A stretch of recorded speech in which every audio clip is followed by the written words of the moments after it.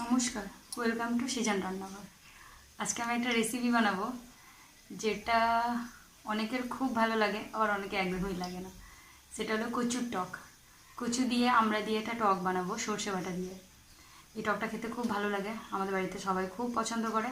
আপনারাও খেয়ে দেখবেন, আপনাদেরও ভালো লাগবে।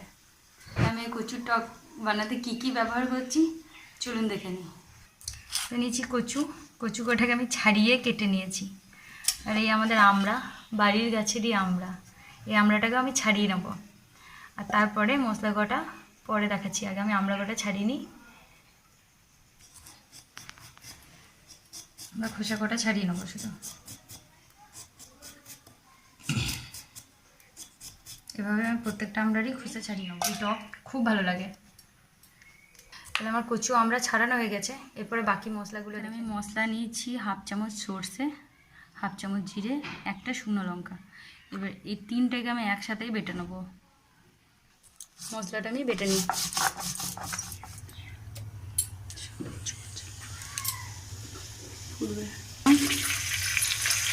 কড়াইয়ে আমার জল ছিল,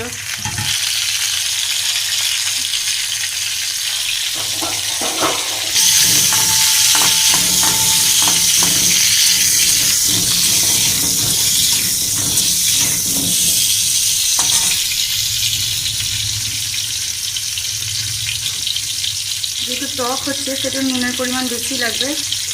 নুন আপনারা আপনাদের টেস্টের মতো দেবেন। আমি এখানে বড় চামচে 1 চামচ নুন দিলাম।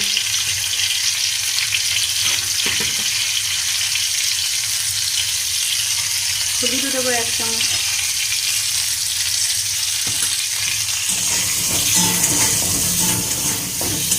এই টকটার সাথে আপনারা বড়িও ব্যবহার করতে পারেন। বড়ি ভেজে টকের মধ্যে ফেলে দিতে পারেন, মাছ দিতে পারেন।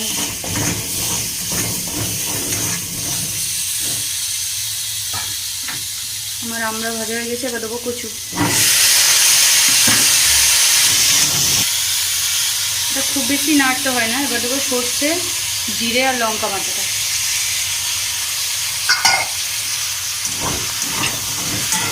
কিছুক্ষণ নেড়ে নেবো, বেশিক্ষণ নাড়বো না, কারণ বেশিক্ষণ নাড়লে সর্ষে তেতো হয়ে যায়।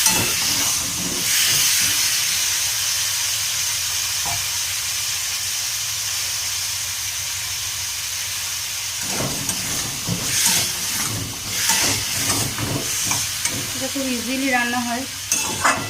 এর মধ্যে আপনারা কাঁচা মাছও দিতে পারেন।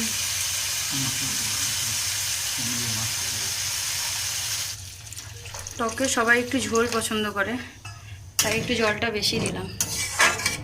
ব্যাস, আর কিছু করুন। কত দূর হয়েছে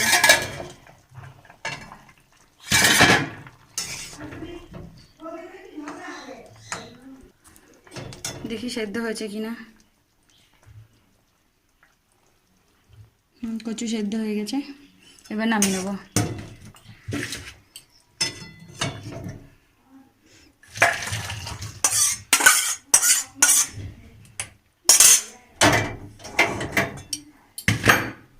আমার কচুর টক রেডি। আপনাদের বাড়িতে কার কার বাড়িতে কচু টক হয় আমাকে অতি অবশ্যই জানাবেন, হ্যাঁ, কমেন্টে। নমস্কার, আপনারা ভালো আছেন তো? আশা করছি আপনারা ভালো আছেন, আমরাও ভালো আছি। আজকে আমার বউ একটা টক কচু আর আমড়া দিয়ে টক বানিয়েছে। সেই টকটি আপনাদেরকে আমি খাবো, খেয়ে বলবো কেমন লাগছে।